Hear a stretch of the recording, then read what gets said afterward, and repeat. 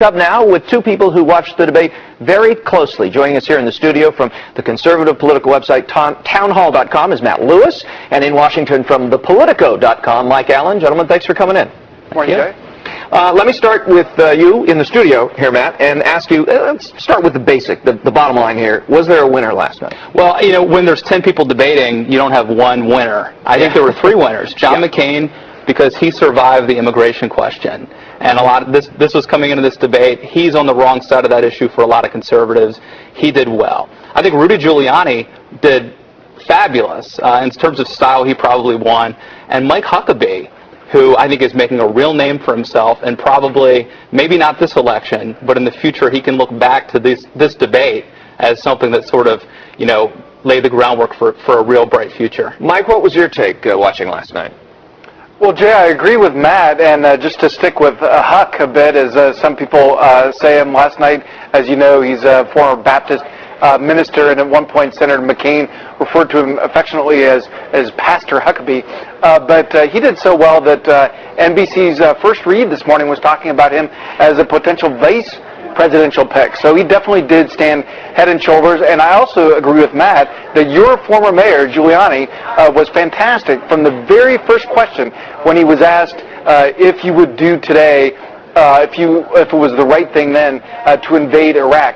And Governor Romney went first, and he sort of hemmed and hawed, and he quarreled with the question and said it was hypothetical, and he said twice that it was a null set. Now, Jay, you did better at math than I did, so you probably know what a null set is. I didn't know what he was talking about either, Mike. I was frankly confused by that. Then you come to Mayor Giuliani, and he says absolutely. Similarly, when they were asked about a potential pardon for Scooter Libby, there were all kinds of all-over-the-map answers, and they got to Mayor Giuliani, and he said, the sentence is grossly excessive. So, Jay, I know you recognize both the tone and the content. The mayor is decisive, declarative, and as we saw in some of the other clips that your viewers have seen, a bit of a ham.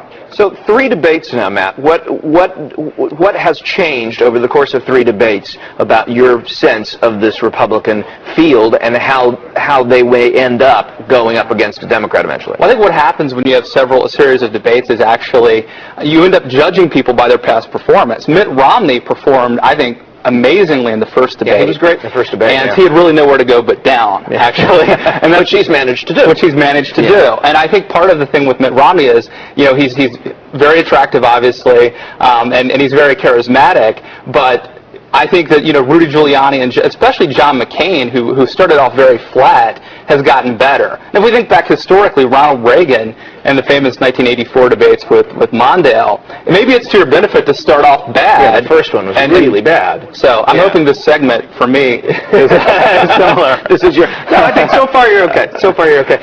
Mike, when you look at this field and you look at the conservative base of the Republican Party, Rudy Giuliani, a lot of people agree, looks like he's doing very well in these debates. But in states like Iowa and New Hampshire, where they're getting to know him better and they're getting to know especially about his abortion position, he's no longer in first place. Do these debates really help him transcend that nationally?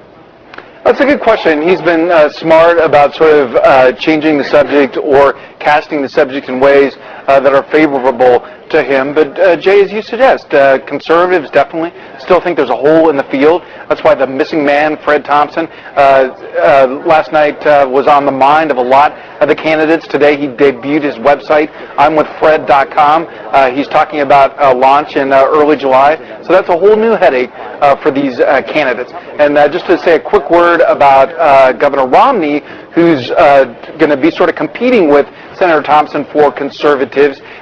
He gave an answer about his religion last night that I think will be very durable. He was asked straight up about his Mormonism, which, Jay, as you know, is a big problem for him in polls. And he gave an answer that satisfied both the evangelicals and his fellow Mormons.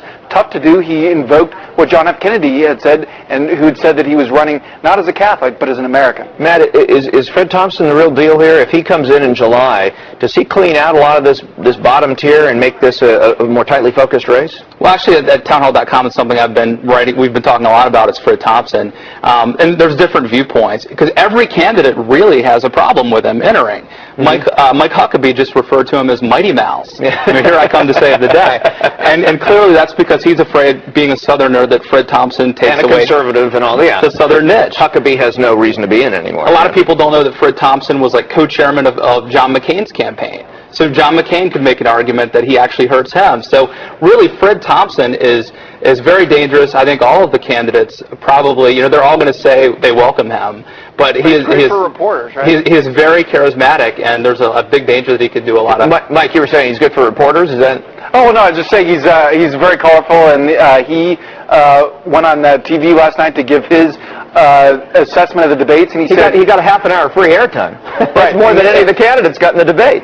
Right, that's a good point. And he said, "Do you think they missed me?" So that showed a little mischievousness, and it showed also that he thinks that he is going to be big. As one of his people said to me, "The Fred has landed." Okay, that may be a reference to the Apollo line that everybody was hauling out to talk about how to tackle global warming. But right. Do you think, Mike, that Fred Thompson changes this field? I mean, does he walk in and everything changes the day he gets into this race? He certainly does. And Jay, the theory of the Thompson campaign is that somebody who offers himself as both a consistent conservative and also someone that is safe to vote for. People want security right now. Somebody said to me, he's the biggest daddy bear around.